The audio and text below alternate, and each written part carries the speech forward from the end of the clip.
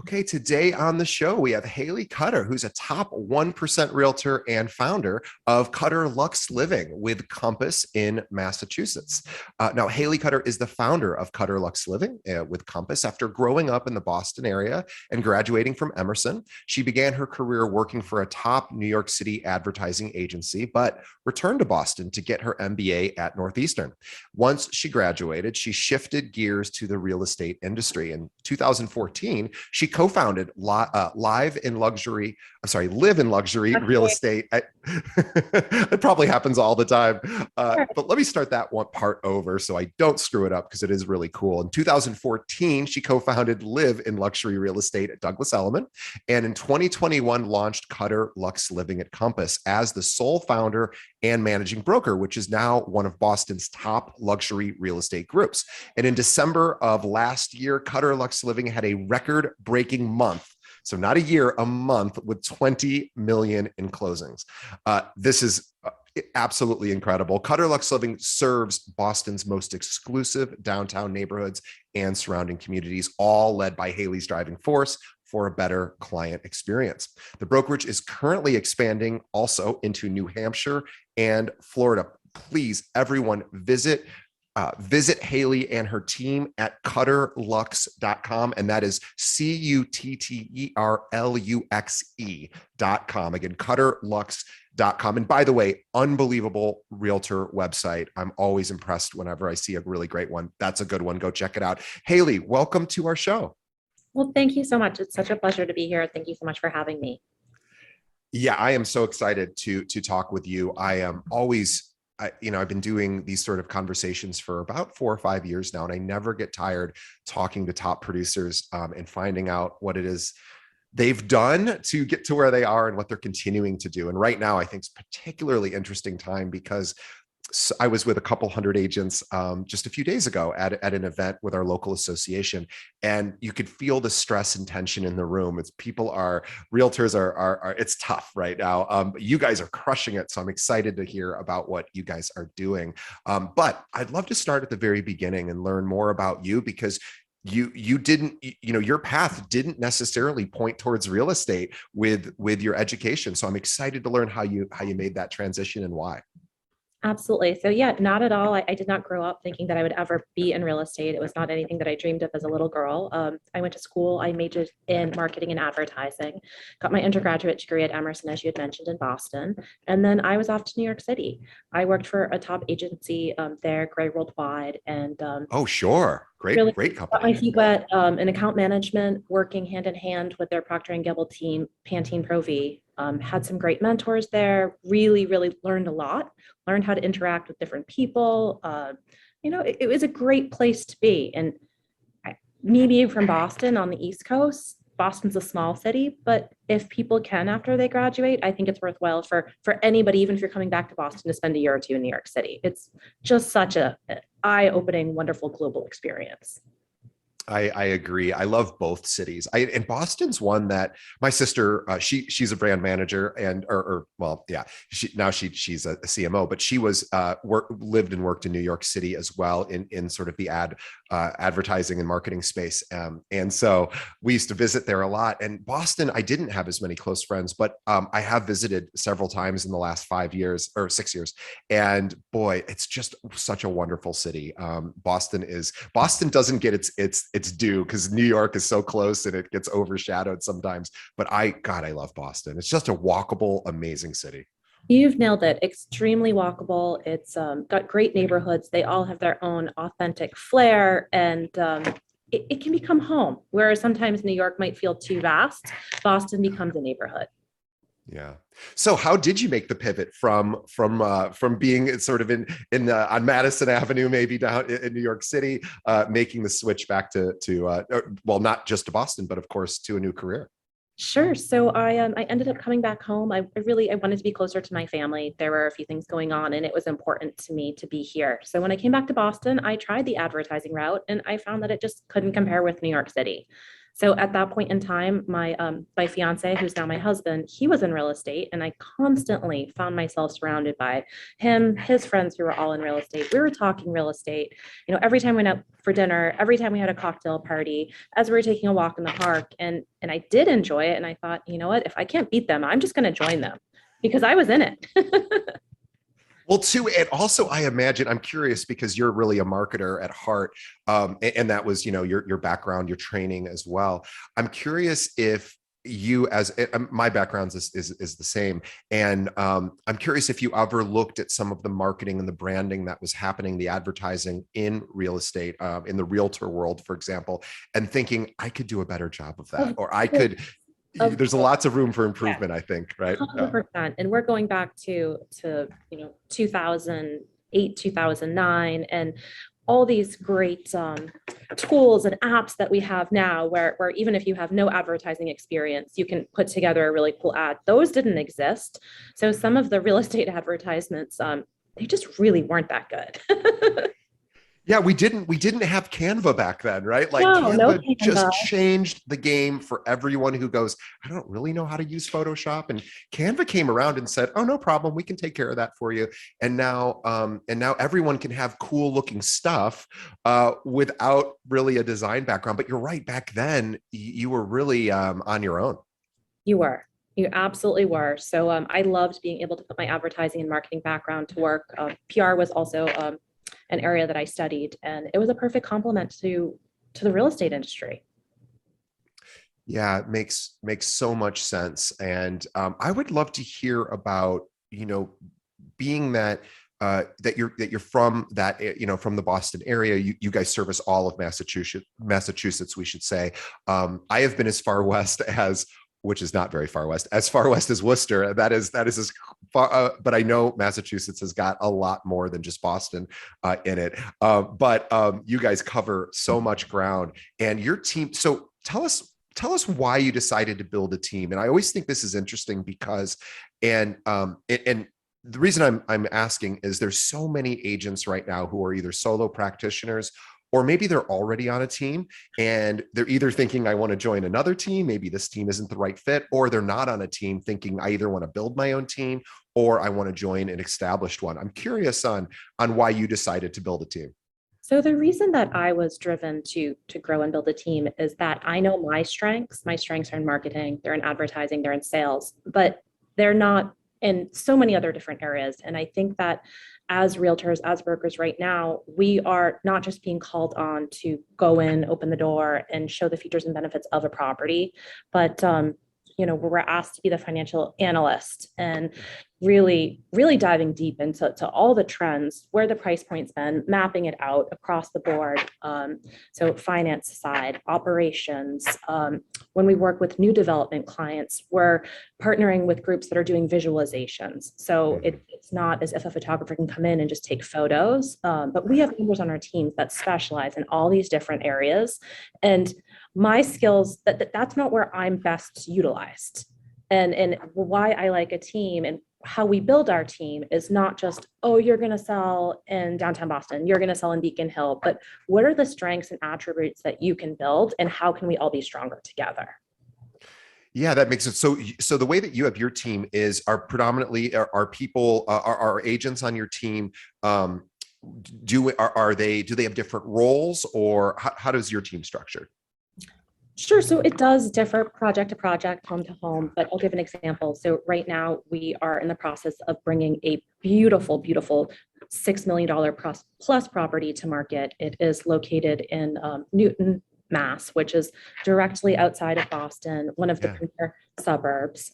It's also abutting a beautiful golf course, and it is in the pre-construction stage. So even when we pitch the developer, we're bringing in our team members who specialize in the visualizations. We are bringing in our team members who speak different languages than I do. So we have Mandarin Sure. and Cantonese speaking specialists.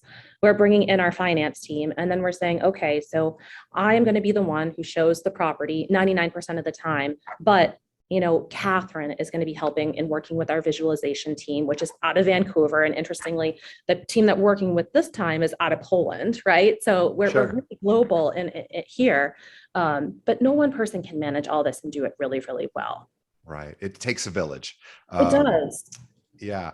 What I've recognized, and even in the last year, is sometimes, the question will be on a pitch is, well, I know that you have a big team. Are you going to be the only one? And what my response is, I will show your home 99% of the time, but my team, we are all stronger together than we are apart. And I'll say, I certainly can't speak Mandarin and Cantonese. I cannot get behind the firewall on WeChat marketing homes. So, we're giving the benefits of all of our team members and explaining why we work together. And the CEO of a company, he's not doing every single job, but for whatever reason, our clients, they were for a while expecting that realtors wear all these hats. And teams are a relatively new phenomenon. So I guess a lot of people had the experience of, I had somebody who's a realtor, it seemed like they did everything. And now we have to almost resell our clients on this team-based structure, because you're right, there's that fear that the client's going to think, I've become so big that I can't really give them the personalized attention that they think they deserve. They're going to feel and you're right. So having that answer ready and loaded, and of course what you say makes perfect sense. And it really is how we operate, day in, day out. If you look at the projects that we take on, we're putting the best team in place for every project to market and sell it. And we do, I'd say probably 70% of our business is on the list side and about 30% on the buyer side. But particularly on the list side, it is so important to have the right people in place, because the social media, the brochures, the lifestyle videos, writing up the narrative. This is not like one person is not going to be the best fit for all of that. I have my team, and she previously she wrote for Bravo. So when we have to write narratives and property descriptions, she's the writer. Yeah, I can write a description. It's not going to be as good as what Jen can write. That's the reality of it. So I know what my strengths are, and I think that my job as a team lead is really to understand the strengths that my team members bring and to utilize them appropriately. Such a great answer, and it's such an important answer. And what I think is, because I really want to get to this idea of luxury and luxury and working developments, because I was at a breakfast with our local association a couple days ago, a couple hundred agents in the room, mostly younger agents, not younger so much in age, although some of them were, but certainly younger or newer to the business. And we had some speakers, some top realtors here in Chicago, who were talking about luxury rentals in this case. And the room was packed and standing room only, because everybody who isn't in luxury, who's new to the business, goes, I want to be in luxury. Can we dispel some myths about being in luxury? In other words, what I want to make sure our audience understands is what it's really like to be to be a luxury agent, to work in that space. And while it's something that I think a lot of people aspire to, I don't think it's the right fit for a lot of agents. Would you agree? I would agree. And to me, luxury, it's not about a dollar amount. It's not about wealth, but it's about living a lifestyle that you feel uniquely abundant in. So when we're marketing a property, whether it's a luxury property or a $500,000 property, we are giving all of our clients the same white glove service, because I think that they deserve it. Yeah, I absolutely believe that treating, each client the same, giving them a luxury experience, not only will, of course, net you referrals and repeat business, but also will attract the eye of the luxury buyers and sellers too, right? Because that's what they're expecting and looking for from an agent. And also, I want to also ask you about competition, because obviously there's a tremendous number of agents in not only just the Boston area, but in the whole state. And of course, you're in competition, I'm sure, a lot of times, particularly with listings. You do 70% of your business are listings. I'm curious, how often are you up against a multiple interview experience where they're interviewing several different teams? Is that common for you? And if it is, how do you go about distinguishing yourself from some of the other really amazing teams in your area? Sure. So I think that my personal business, about 70% of it right now is either repeat clients or referrals. And thankfully, it's not necessarily an interview. They want to take the time to make sure that they get to know me, they understand the process, but usually there's not somebody we're competing with. When we do, really, once again, I think that Cutter Luxe Living, utilizing all of our team members' best strengths and creating the best team is nobody else is doing that here in Boston right now. So we have people who are the team members they have the same role, right? So they're going to go in and they both go and the photographer comes and they're both there and they both go and they do the showing because honestly, team member A and team member B, they both feel that they should be there. So, but when I started to restructure and rebrand Cutter Luxe Living, I looked at the way how we used to do things and I thought, how can we improve upon it? So right now, if I'm there meeting a photographer, I do not want another member of my team to be there. I want them to be working on visualizations, doing an analysis, making phone calls. It doesn't behoove anyone. So that's what I see right now in the Boston marketplace is most of the teams, they're still operating almost as one unit, but there's 2-3 people.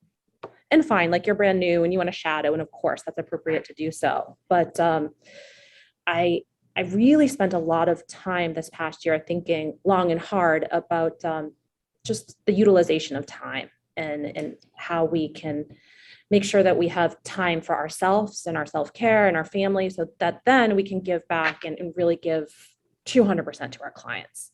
Because at the level that I was operating at, we did 150 transactions last year, not all sales, some rentals, but it's impossible to do all that and, have an amazing family life and, see your friends and enjoy hobbies and all those things are really, really important. So just trying to do things a little differently this year. I think it makes so much sense. You're right. There are so many teams that currently exist that are really just a bunch of individual agents that get together and they keep doing their individual business. And I'm not here to say there's anything wrong with that. Not of at course, all. that's perfectly lovely. Years. And yeah. It worked. It did.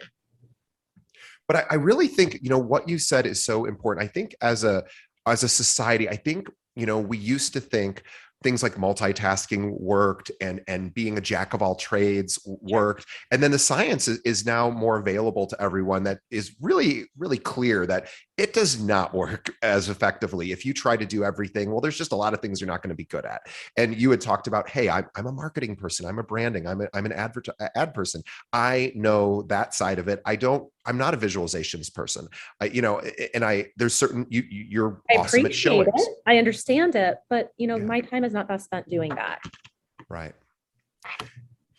Yeah. And so I almost think, how did you end up determining what was the best use of your time? Because I know right now that we have a lot of listeners who do everything themselves and are trying to figure out, I'm not on a team or a team structured like yours. How might somebody go about thinking, okay, maybe this segment of my business isn't the best use of my time and not what I'm best at?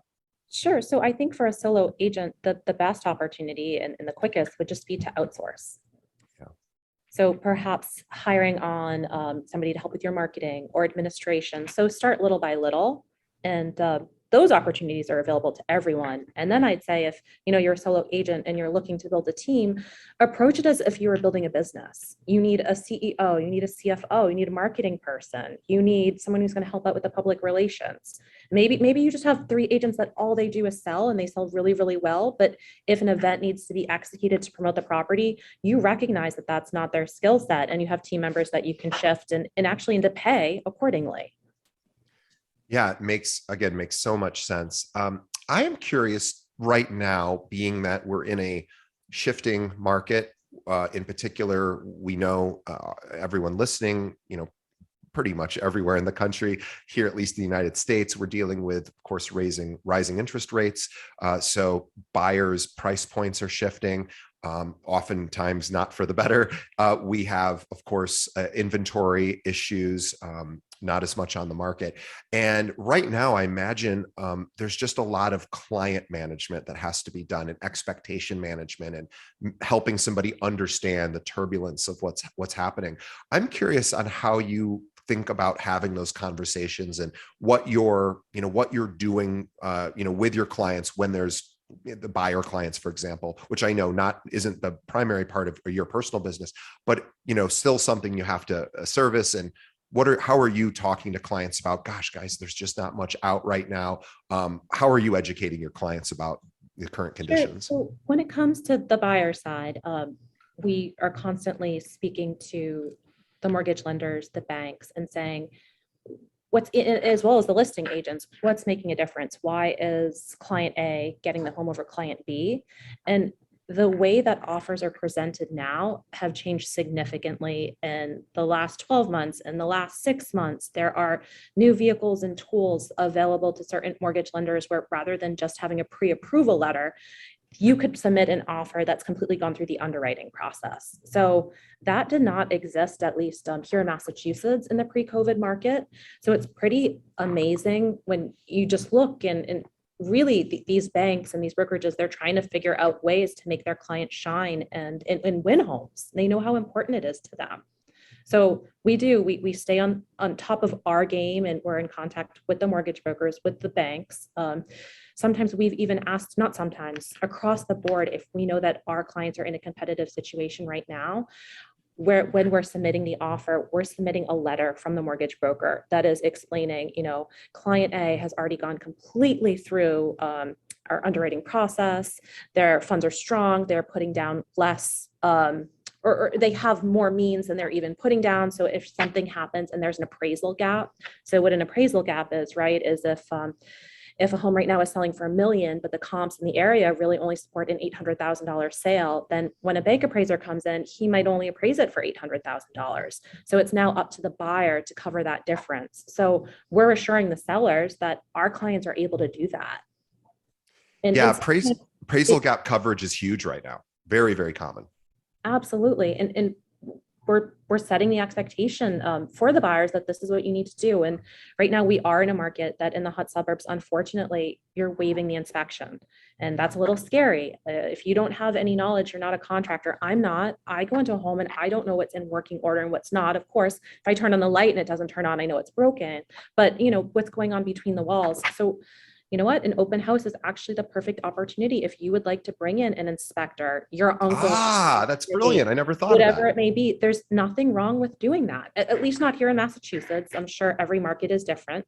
So I have seen in our clients, our team members have physically brought inspectors. They've paid them for the day. Hey, we're going to go to 5 open houses today. Please come with us. Note if there's anything major, right? If it's no one's going to nickel and dime right now, but is this home structurally sound? Do I know what I'm getting into? Those are all really, really important questions for a buyer to ask, and they have the right to know that. That's a really great question. Boy, we've done almost 400 episodes. Nobody has ever given that specific tip. And I want to just say it again for anyone that might have not heard it, which was so smart, which is if you are in a situation where you're having to waive the appraisal or the inspection, you can, if there's an open house opportunity, you can just bring someone with you. Do you ever get pushback from the listing agent or is the listing agent or whoever's running the open house maybe not even aware? Do you sort of do it on the quiet? Or I think that they are aware. It's not something that's hidden. I know if we're on the other side, we welcome it. And if I'm on the listing side, it's not that I have a problem with an inspection. I want a buyer to go in with their eyes wide open. But the problem is that if you have 6, 7 plus offers, sometimes 20 offers, to wait the day or two for the inspector to come in to get the inspection report, some of those buyers, they're going to find other places. You've already lost them. So it really comes down to timing. The sellers just want to move fast. They want to know if it's priced appropriately in the suburbs right now, that if they go to market on a Friday and they do open houses Friday, Saturday, Sunday, they'll have an accepted offer, early in the week, and they can make their next move. They can figure out where they're going next. It's really interesting. Now, what happens in a situation, and when I say what happens, I'm saying, how do you, I would think a big fear as an agent would be when you aren't able to bring an inspector or an appraiser to an open house. Maybe there just isn't an open house opportunity and you're not able to get someone in there to really look, but you do have to make that concession on the offer because you're competing with other people that have already made that concession. So if that does that ever come up? And if so, how would you talk to the client? Because now the client might have some additional fear about, gosh, now I'm really not going to know what I'm getting into. Sure. So maybe at that point, just go in with your eyes extremely wide open. If this is an older home, look in the basement, look for signs of water damage, look for signs of termites, for any kind of, rodents, bugs, etc. Take pictures, open the bulkhead. If it's a newer home, constructed here in the last 10 years, I worry less about that. But once again, just go in with your eyes wide open and look less at the shiny fixtures, the lights, the appliances, but really the structure of the home. You want to make sure that the property that you're purchasing is structurally sound. And if it's not, that you have a good understanding of the cost that it's going to take to get it there. Yeah. And I also think too, I'm curious to get your thoughts that if you're a solo practitioner and you're not yet super familiar with what inspectors and appraisers actually look at structurally, go hang out with one for a day, or spend some time with them, or pay them for their time and say, hey, in case I can't get a hold of you, or I need to just, if I'm not able to bring you here somewhere, what are like 10 things I should be looking for every time I go into a home? And I imagine that would be a great little just series of things that every agent should learn. Of course. Yeah, that's a good question. You know what? I'm going to call Lenny Licari at Be Sure and ask him. He's the best. And There you what's go. great right now is you could, if you wanted to hire an inspector to go out with you for a few hours on a Saturday morning, they have time right now. It was Yeah. interesting at the beginning of COVID, you could not book an inspector. They were just so booked. But now with everybody waiving the inspection, they are available. They would be more than happy to spend a morning, an evening going to some open houses with a potential buyer. And I mean, I would pay somebody $500 for a few Yeah. hours of their time to do that, because it'll end up just differentiating myself from all the other agents that exist. I want to talk about balance, because you had mentioned this earlier. So I'm going to change topics, because so many of I don't have children. I have a girlfriend who lives with me, but that's the extent of my complicated family life. But of course, you have children, you have a husband, you have a career, not only as an agent, but as a managing broker, as a team leader, and then of course your own individual business. What do you do to stay balanced so that you're not burning the candle at both ends, and being that you want to be there, of course, for your family and for your team and for your clients? How do you figure out how to structure all of that? Sure. So no one's perfect. And this is definitely an area that I work at. I work at every single day. But I do get up really early. I take time for myself in the morning. So I tend to rise about 5 o'clock. And if I'm not going to work out, Pilates or yoga, then I'm just taking a nice walk in my neighborhood and clearing my head, so that when my children get up and really start their day and they're running and they're crazy and they're active because they're 9 and 11, then I have the energy and the mindset to welcome that. Whereas if I was just waking up at the same time as them, I wouldn't have a chance to reset and refresh. That's a good point. So you're like a big fan. For anyone listening, there's a great book that a lot of realtors have read called The Miracle Morning. It's not specifically a real estate related book, but it is about how to take those first hour or so of the day for yourself and do that before the chaos all begins.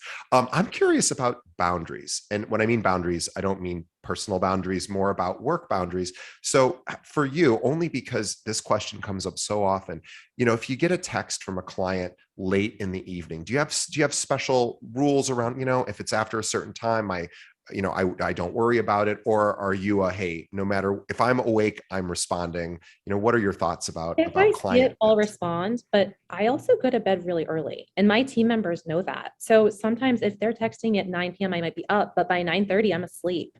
And I'm up really early in the morning. I have a lot of responsibilities, and I don't feel guilty about that.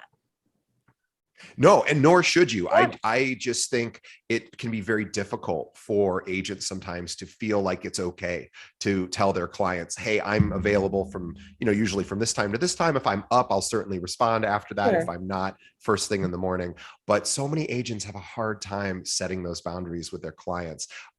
Do you feel that that's appropriate to set expectations early on with the client, so that their expectations are in alignment with what you're able to provide? I do. And I know a lot of brokers that will say, I'm available between X and X time. And if you set the framework in the beginning, then I don't foresee any problems with a client. Yeah.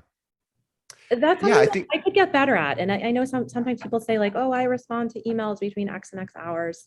I like the idea of it. Practically, I have not been able to find a way to make it work, but who knows, maybe one day.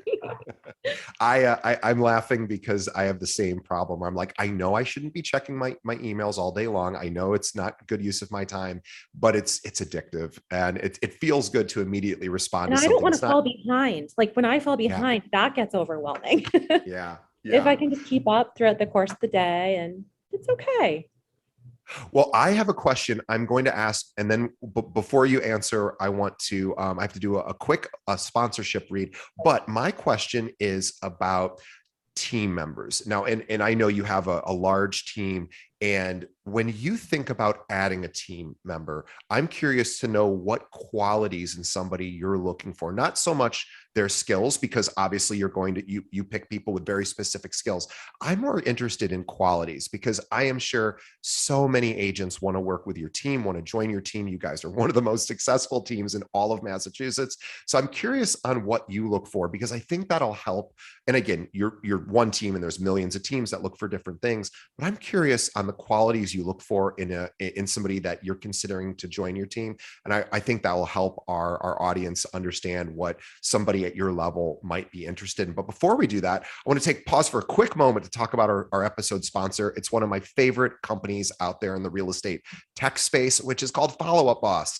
And after interviewing hundreds of top realtors all over the country for this podcast, the CRM that is talked about by more of our guests than any other, believe it or not, it is Follow Up Boss. And let's face it, following up is the key to taking your business to the next level. Follow Up Boss will help you drive more leads in less time with less effort. And don't take my word for it.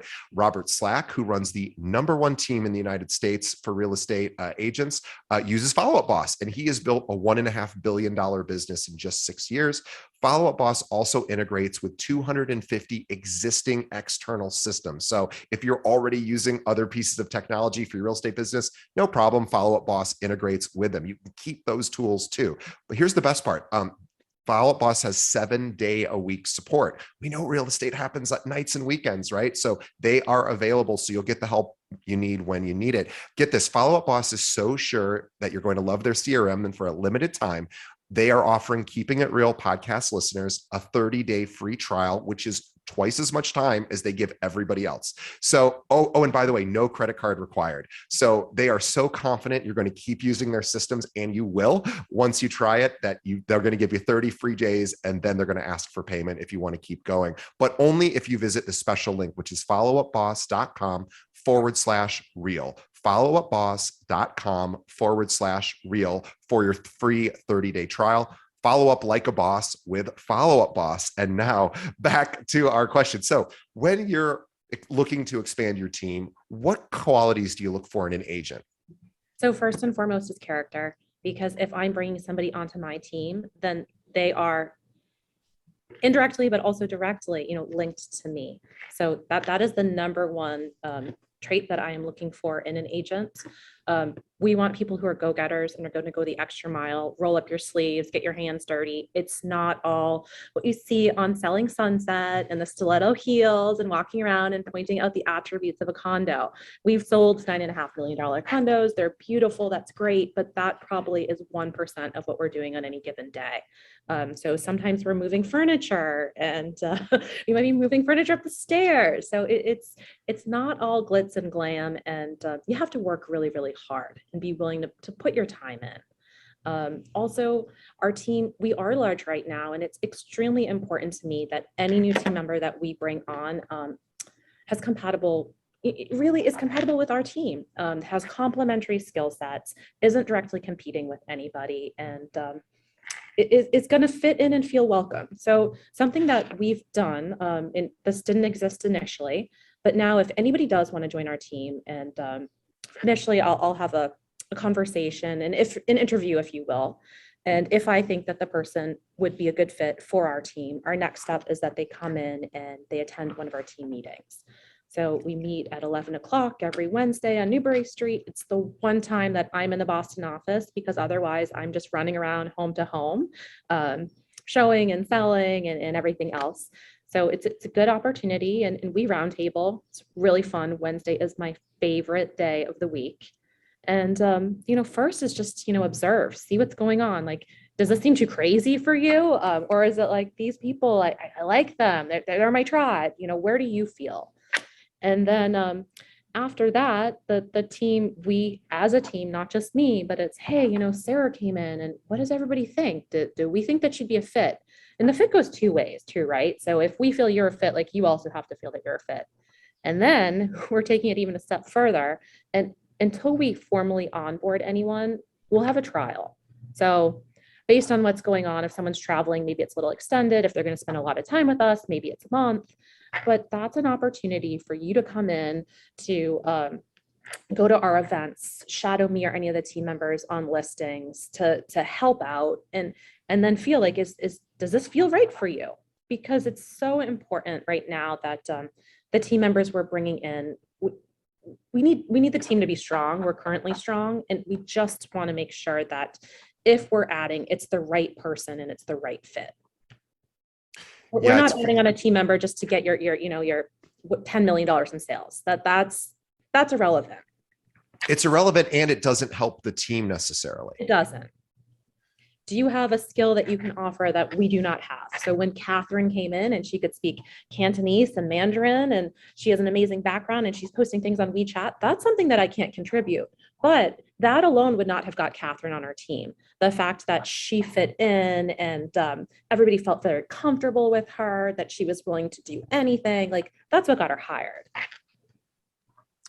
Yeah, everything you said just makes so much sense. And it's a really great education for our listeners who are thinking about approaching a team and saying, hey, I would like to work with you. And I love this idea of, once they sort of get the initial, hey, we like this person, then it's like, okay, we're going to do a trial period. And that probably weeds out a lot of people as well, because there's just not as many agents that are willing to do that. And I think that's a really smart way to make sure that you have somebody who's committed, serious, coachable, because you're making sure that those people best represent Luxe Living.